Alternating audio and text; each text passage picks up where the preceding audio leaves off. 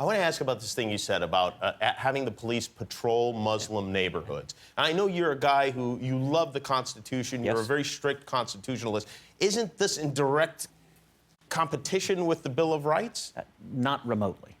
Listen, we face a real threat, and that is radical Islamic terrorism. And we're seeing it growing and rising across the globe. We're seeing terror attacks, whether it was Paris, whether it was San Bernardino, whether it was Brussels just a week ago.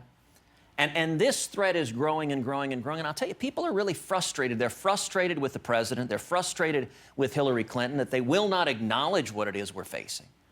And they're not supporting doing anything effective to fight it. If you're going to fight it, you've got to call it by its name and use the tools we have to defeat radical Islamic terrorism, to keep America safe. I think that's the most important job of the commander-in-chief, to keep this country safe. And if I'm president, that will be my most important job. Don't you feel, though, and I don't disagree with you on any of that stuff, but don't you feel that human nature is such that if people who are Americans in a Muslim community, who you might make an argument are more upset about what their brothers in religion are doing, if they feel like they're being singled out and they feel like the police are keeping a special eye on them, that is going to make them anti-American, and then we'll have an even bigger problem because we won't have to import terrorists.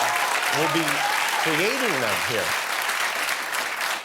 What we need to do is use law enforcement and national security tools to keep America safe. If you look at what's happened in Europe, many of these attacks, you can trace their roots to failed immigration policies in Europe, that they have let vast numbers of Islamic terrorists into Europe.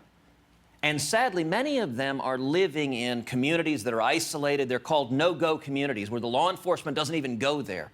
You know, one of those in Brussels is a community called Molenbeek that has been traced over and over again to many of the terror attacks that we've seen. And what happens when you don't engage is you get radicalization.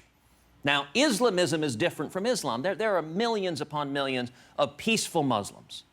But Islamism is something different. Islamism is a theocratic, it is a political philosophy that commands its adherents to wage violent jihad, to murder, or to forcibly convert the infidels, by which they mean everybody else.